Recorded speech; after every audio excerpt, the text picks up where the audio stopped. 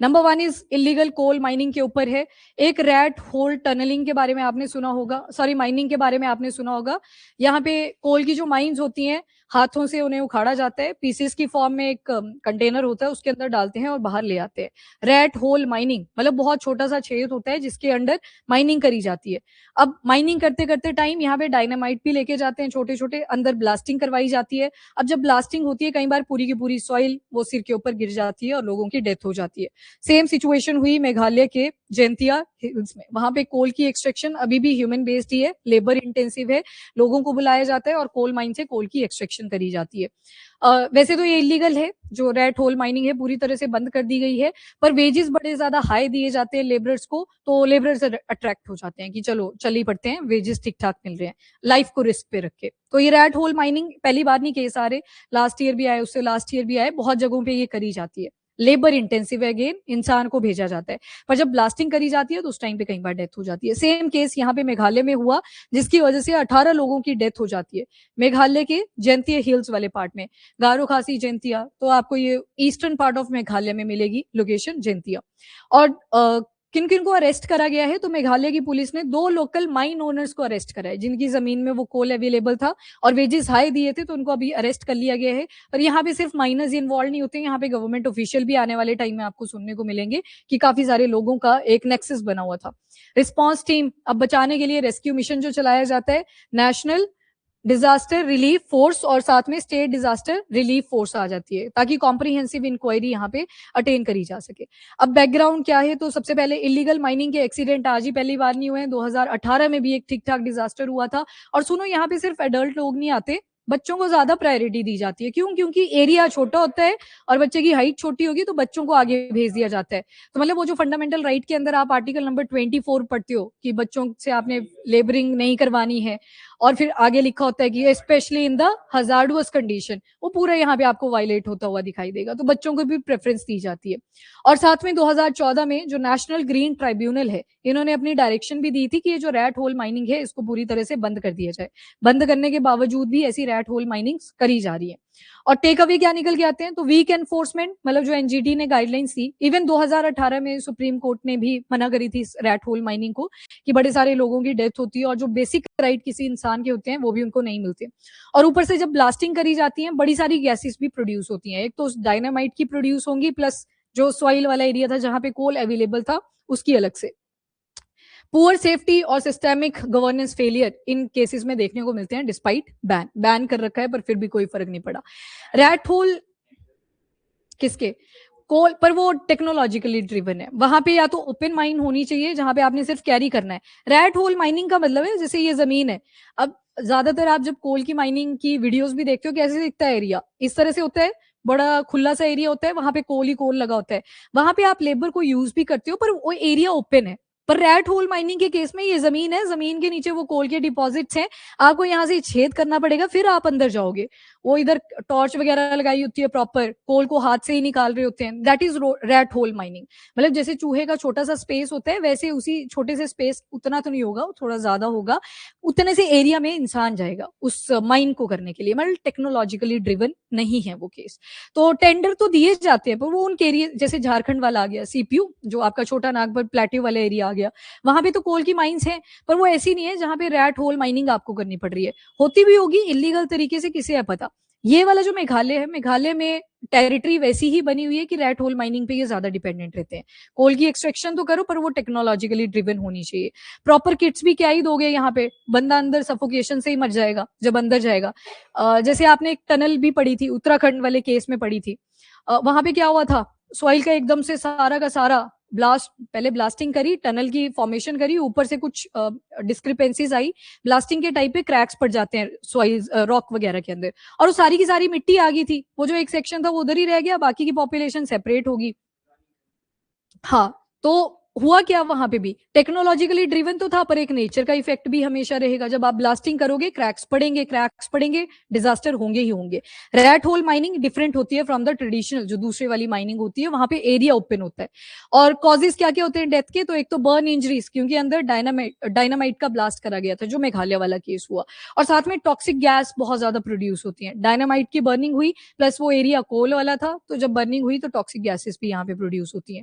अब कोल है, complete combustion होगी नहीं, कौन सी मेन गैस रहेगी? Carbon monoxide. कंबशन बोला ना मैंने, तो कार्बन मोनोऑक्साइड आएगी।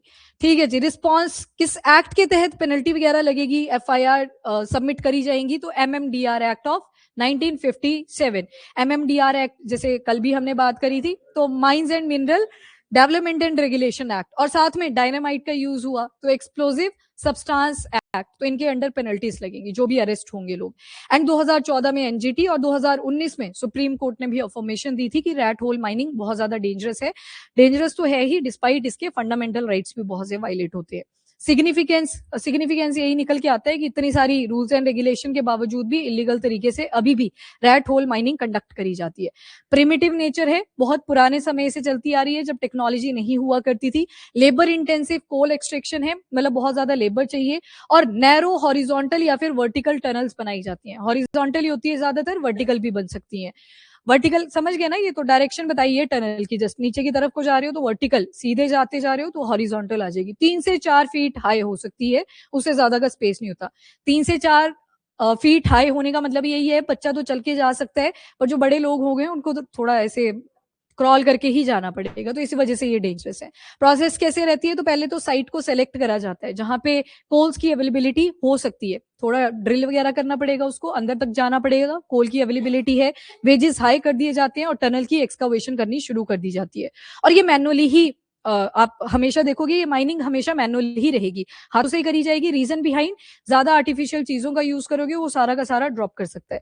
एंड कोल एक्सट्रैक्शन, जो माइनर्स होंगे क्रॉल करेंगे अंदर और कोल को चिप फॉर्म में लेके आते हैं, कट करेंगे वहां पे और लेके आएंगे बाहर, ट्रांसपोर्टेड बाय हैंड। इतना स्पेस तो होगा ही नहीं ना कि आप बड़ा सा बोरा लेके जाओ अंदर, खुद निकलोगे कि वो बोरे को बाहर भेजोगे। तो रैट होल माइनिंग इसी वजह से इतनी डेंजरस है। नहीं नहीं, रैट होल माइनिंग का मतलब है कि ट्रेडिशनली जैसे आपको ओपन एरिया में कोल मिल रहा था, वैसा नहीं मिल रहा जमीन के नीचे। अरे जैसे चूहा होता है, चूहा क्या करता है? होल बनाता है ना, और होल के अंदर रह लेता है।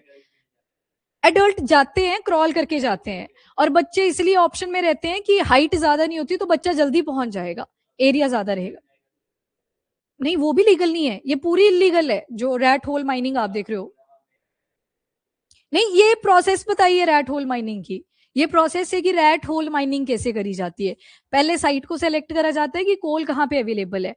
जो ऑथेंटिक है चीजें, वो ये वाला एरिया आ जाएगा जो ओपन है, जहां पे कोल की चिप्स आपको मिल चुकी हैं। यहाँ पे भी लेबर यूज होती है, पर ये ओपन एरिया है। यहाँ पे जब आप, अब जैसे टनल की भी जब फॉर्मेशन होती है, वहां पे भी ब्लास्ट यूज करे जाते हैं, लेबर इंटेंसिव प्रोसेस है, पर टेक्नोलॉजी भी साथ में यूज हो रही है। रैट होल माइनिंग के केस में पूरा मैनुअल प्रोसेस चलता है, कोई टेक्नोलॉजी आप यूज नहीं करते, हाथों का यूज ज्यादा करते हो। ये प्रोसेस बताई गई है रैट होल माइनिंग की। ये सुप्रीम कोर्ट या फिर एनजीटी ने नहीं बोला है, ये rat hole mining is the process. Environmental impact जो हर एक माइनिंग की वजह से होते हैं, डिफॉरेस्टेशन होगा। अब आप नीचे एरिया खाली करते जा रहे हो तो ऑब्वियस सी बात है, वहां पे सॉइल इरोजन के केसेस भी होंगे, वाटर एंड सॉइल पोल्यूशन भी होगा, एंड साथ में बायोडाइवर्सिटी लॉस भी देखने को मिलेगा। तो ये रैट होल माइनिंग के केसेस रहते हैं। बाकी सेफ्टी एंड हेल्थ रिस्क क्या रहते हैं? तो जैसे बोला कि टॉक्सिक गैसेस वहां पे प्रोड्यूस होती हैं, उनकी वजह से लोगों की डेथ हो जाती है। ऑक्सीजन की डेफिशिएंसी, ऑब्वियस सी बात है, ऑक्सीजन की वहां पे अवेलेबिलिटी नहीं रहेगी। और कोल डस्ट की वजह से एक बीमारी भी होती है, लंग्स के अंदर कोल की जो टार है वो डिपॉजिट करना शुरू होती है, जिसे बोलते हैं न्यूमोकोनाइसिस, ब्लैक लंग डिजीज भी इसे कह देते हैं। ब्लैक कलर कोल का आ गया, तो वो डिपोजिशन जब लंग्स के अंदर होएगी तो सांस लेने में दिक्कत आएगी, मतलब रेस्पिरेटरी डिसऑर्डर्स यहाँ पे मिलेंगे।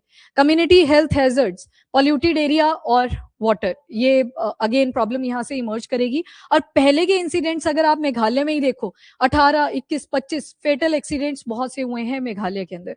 तो अभी भी वेज इंटेंसिव कर दिया जाता है लेबर इंटेंसिटी के साथ साथ, मतलब लेबर ठीक ठाक आ जाती है, क्योंकि वो बोलते हैं आपको वेजेस ज्यादा दे देंगे हम, जो सरकारें भी आपको जितना नहीं दे पाती। तो पैसे के करके वो अपनी लाइफ को रिस्क में डाल देते हैं। सोशल इम्पैक्ट, तो नंबर 1 तो लेबर एक्सप्लॉइटेशन, वो यहाँ से निकल के आएगा। और कई बार अब देखो एक्सप्लॉइटेशन, अब जैसे 2 माइनर्स जो पकड़े जिन्होंने लोगों को सो कॉल्ड टेंडर दिया हुआ था, अब कई बार ये जबरदस्ती भी करते हैं जिसकी वजह से लोगों की एक्सप्लॉइटेशन भी होती है। लाइवलीहुड इनसिक्योरिटी, एनवायरमेंट की डिग्रेडेशन हुई है। लीगल स्टेटस क्या है, एनजीटी ने इसे बैन करा था 2014 में, वही चीज अपहेल्ड करी थी सुप्रीम कोर्ट ने भी 2019 में। एंड कौन से एक्ट के तहत, mines and mineral development and regulation act of 1957। Current presence आज के टाइम पे आपको कहां पे मिलेगी ज्यादातर रेट होल माइनिंग की, तो मेघालय में तो मिलेगी अलॉन्ग विद दिस असम में भी सेम केसेस आते हैं। Reasons for repeated accident, I think अब आपको क्लियर है। एक तो पूरी एनफोर्समेंट नहीं है, कहीं ना कहीं लॉ की रेगुलेशन भी प्रॉपर इंप्लीमेंट नहीं है, और लैंड ओनरशिप ये भी एक क्राइटेरिया रहता है, और ऊपर से वो बीच में जो जमींदार एक कॉन्सेप्ट आप पढ़ते थे मॉडर्न हिस्ट्री के अंदर, वैसे किसी की जमीन में निकल गया तो एक्सप्लॉइट भी करते हैं लोगों को। लोगों ने कई बार उधारी भी ली होती है तो उसको रिटर्न करने के लिए भी एक्सप्लॉइट करा जाता है। तो इकोनॉमिक डिस्ट्रेस है, पैसे की कमी है, इस वजह से लोग आगे आ जाते हैं और फिर बाद में डेथ हो जाती है।